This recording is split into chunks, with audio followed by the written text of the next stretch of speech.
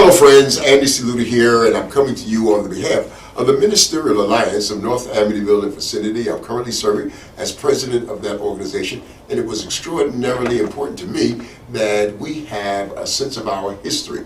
And so I've been engaged in a number of interviews with individuals who are unique in part because they were charter members of the organization and they yet remain with us. This organization is now some 30 years old, and consequently, many of the persons that started out with the organization are no longer with the organization. So let me welcome to our program today Overseer Robert Burgess of right here, the Grace Community Church of North Amityville, and we're so delighted to have you today, sir. Welcome to the Man of Story. So thank you for the invite. Overseer, we want to start, and of course we're going to spend a good deal of our time talking about the Ministerial Alliance of North Amityville and vicinity, but I want to spend these first few minutes talking about you, because you have emerged as the spiritual father of our community. I think you're now the oldest minister that we have here in the North Amityville area. But let's go back to your start. I know that your roots actually began in the African Methodist Episcopal Church. So let's talk about where you were born, where you grew up, your journey to Long Island, to Amityville, your time at Bethel AME and with whom you were with, and then of course the shift from there to Grace Community Church. Yeah. Well, thank you, Bishop.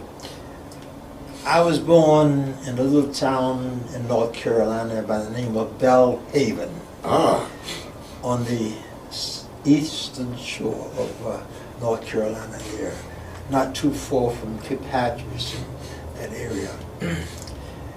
And of course, I grew up basically in Belle Haven and went to the Army, World War II. Okay. And when I came out of the Army, couldn't get a job, okay, had no money, and I decided the best thing to do is get some education. So I enrolled in Shaw University, and they accepted me at Shaw. And I majored in biology, okay? And I don't know why, but because the high school I graduated from in Pantego, which is just a little village just out of Valhaven, 4 miles from Valhaven, and they didn't have too much of a laboratory. I see. But they had enough to interest me. Get you started, ignite your interest, yeah. Yeah, that's all it did, okay? So when I went to Shaw, I thought best to major in biology. But anyway, after I graduated, I migrated to New York City to get a job. Okay. And I did finally took the civil service examination and got a job as a lab technician. Really? Okay. Yeah. And then I was promoted to junior bacteriologist, where I worked for approximately 15 years as a junior bacteriologist.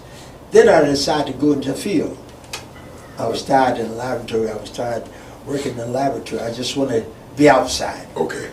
So I took the exam for what we called then health inspector. Health inspector. Oh. But the correct name is sanitarian, public health sanitarian. Oh, wow, okay. And so I took the examination and became a public health sanitarian, okay, health inspector. And then they transferred me into the Bureau of Sanitary Engineering. Wow, okay, okay. Now is this in New York City? This is in New York City, okay. New York City Health Department, where I worked inspecting water conditions, swimming pools, beaches during the summer. That's the best job. I'm on the beach all the summer. But anyway, I worked in engineering almost until time to retire. About 2 years before retiring, I went just inspecting restaurants I got you. as a health inspector. And I retired as that. After 30 years, New York City Health Department, I retired. And of course, during the time I had to call into the ministry. I had to call the ministry even at Shaw. Oh, really? That early? Yes, but I never answered it, just kept it here. And of course, about 2 years before retirement, I went to seminary, New York Theological, okay? Okay. And after graduating from there, I retired, and the Lord put grace in my hand. Before then, now, all this time, I was a member at the AME Church. Yeah, okay? yeah, talk about that, yes. Yes. That was an experience. Okay. I was raised basically as a Baptist. Okay. This is in North Carolina? Yeah, North Carolina. My family was Baptist. But when I moved to Amityville, my wife found this little church on Albany Avenue, Bethel. Yeah. She joined it. She thought it was nice. And that's when it was still on Albany. Albany, next right. to the school. Right, right. And so I attended there, not wanting to drive to Queens, where we belonged to the Springfield Community Church in Queens. I know that Okay. church, yeah. And so finally we stopped going to Queens because I was tired. I've been driving to New York City every week to work. And then Why you should go I back drive to Queens to go to church? So we joined Bethel. Okay.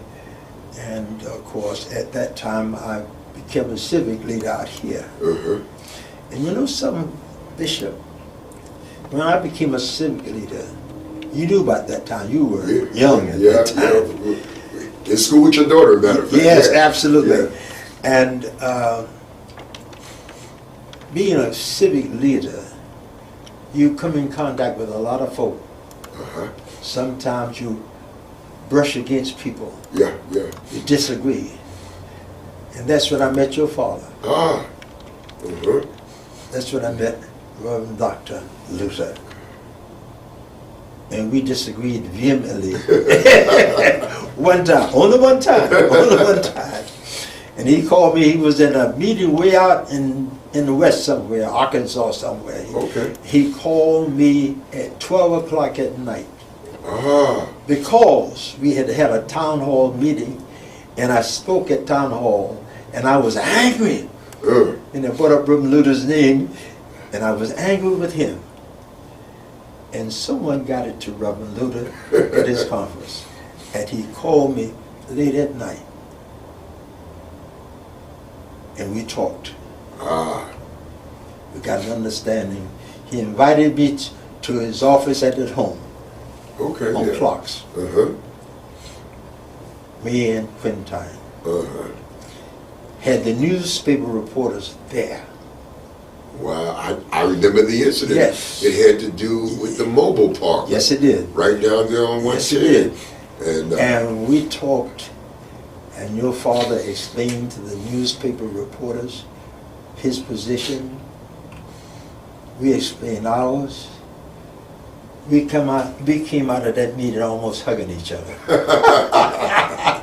We got some understanding, and we were friends, buddies ever since. Fishing buddies, yeah. Fishing buddies. You know what I'm saying?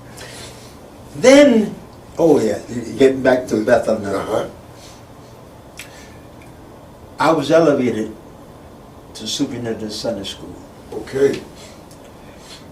When the bishop moved Reverend Johns out, gave him a church, the pastor assigned me then as the superintendent of Sunday school, okay?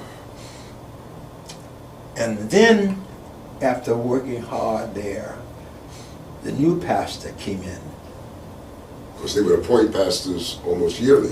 Absolutely. John Lee, I think. Was, Yes, he was, when I joined, John Lee was. The new pastor came in, saw my work, and I was a steward then, just like a deacon. Yes. You know.